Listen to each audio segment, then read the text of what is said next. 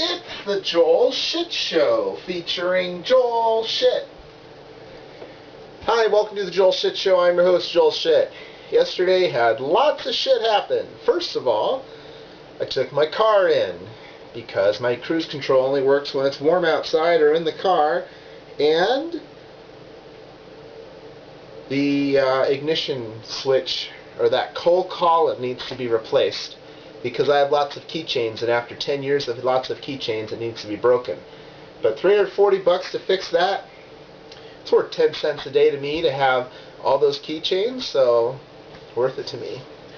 So I went down to Almaden Auto Repair, or something like that. Where is that stupid thing with the things? I can show you. Yes, I can. Yes, I can. Here we go. Almaden Auto Repair, 1680 Almaden Expressway, Unit D, San Jose, California, 95125.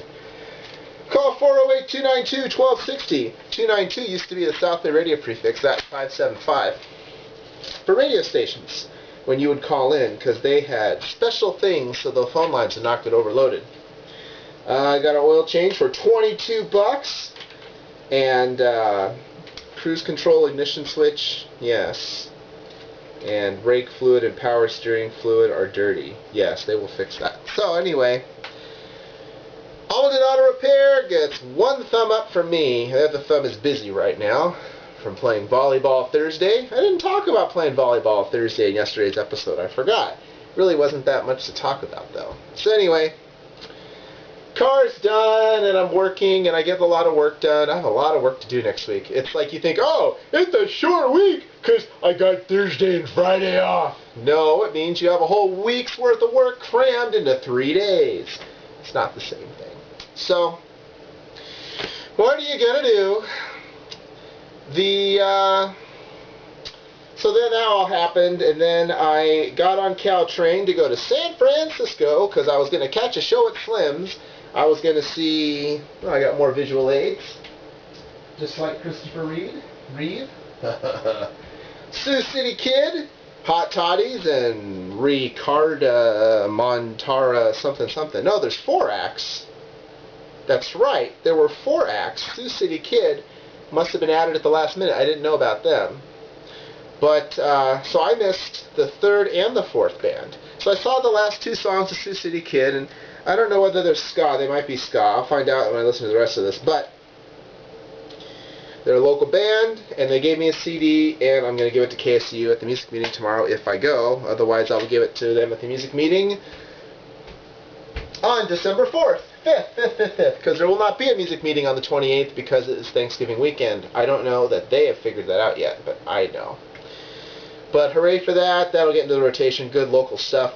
Maybe I'll have them on my show, and they'll do keyword search Sioux City Kid, and they'll say, oh, Joel Shit Show, I saw that guy. He works for eBay. And then Hot Toddies came out, and they'd never played at Slim's before.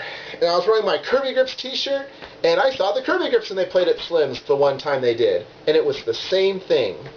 Halfway through the set, they lost their confidence because the audience wasn't really into them, because no one was really there. Not enough people were there to see them. There was a gap in front of the stage where nobody was standing, which at Slim's is kind of hard to do. And they finally became self-aware, and the second half of the set was, it was okay. But the first half of the set was very tight. You could tell that they gave themselves a pep talk, and they were like, all right, Hot Toddies, we're going to kick ass, and we're going to take names, and it's going to be fucking awesome. And people are going to be like, wow, Oakland's even better than San Francisco. And they went out there, and for 15 minutes, they were great. But then there was feedback because the sound guy sucks ass, or I don't know why it was. It could have been anything, really. Feedback is very complicated. It doesn't necessarily mean the sound guy's not doing a good job, but who knows. It's always easy to blame the sound guy. And then the feedback thing, and it was like they looked out and they saw that there were like me and like 3 other people watching, and then like a bunch of people talking to each other, which is so annoying. And then the rest of their set was just okay. But man, the first 15 minutes, oh, probably the best 15 minutes I've ever seen them do. So the good news is they have the potential to do it, and for your first time at Slim's, hey, not bad at all. So they played half an hour, and you're probably saying, why did you take a train for an hour and a half each way just to watch the Hot Toddies play for half an hour? And the answer is Because it's the Hot Toddies, and the Hot Toddies are fucking awesome. So, next time they play a show, hope to make it out again. I've seen them 4 times now, and all 4 sets have been great. I really like them a lot. They are probably going to be the new Kirby Grips in my life, except I do not have the time to see them play 3 shows a week like I did in the late 90s when these guys were doing that, but that's okay. They are a lot of fun, great lyrics, good looking, musically talented. They really are the complete package. No matter what you're into, there's someone in the band that you're going to like because they all look different, but they get it. They freaking get it. So keep on keeping on, Hot Toddies. You guys are going to be just fine. And I'm sure you made some new fans by playing at Slim's, because a lot of people don't go to small places like the Hemlock or Homestead Lanes or, well, they played a Bottom of the Hill show. That was probably the next biggest show to date so far, and they did all right there. But second album just came out. We needed it at the radio station. Hint, hint. Why didn't I ask them for it? Because I had to catch my train. Their set finished at 9:56, and I had a 10:40 train, and I had to walk all the way to Caltrain from Slim's, which is a 25 to 30 minute walk, and it was raining. And I was completely soaked, but I didn't care, because I saw the Hot Toddies, much more important than standing in the rain, so that's why I did it. I got to San Francisco Caltrain, and guess what? There are no outlets at the station, because people would use them, and oh my goodness, that would cost money. So they have little lock boxes on all of the outlets in the entire San Francisco Caltrain station. I was like, what? So I only have like 35% on my laptop because I used the other 65% going up to San Francisco. But I went to get on the train, and there's a conductor standing outside. I said, hey, any of these trains have outlets on them? Because there's 3 types of Caltrain trains, I guess. There's bike cars. I guess there's luggage cars, so those don't count. There's cars that have outlets at almost every single seat, and then there's the kind that don't. And I thought that was the case. It turns out in bike cars, in the middle on the upper deck on both sides, there's 1 outlet with 2 plugs. And I didn't know that. He told me, and sure enough there were. So I sat in that seat. Now it was kind of sucky because I don't like to sit in those because I'm too tall. And I like to sit in the one where the one seat faces the other one seat, because then I can stretch my legs.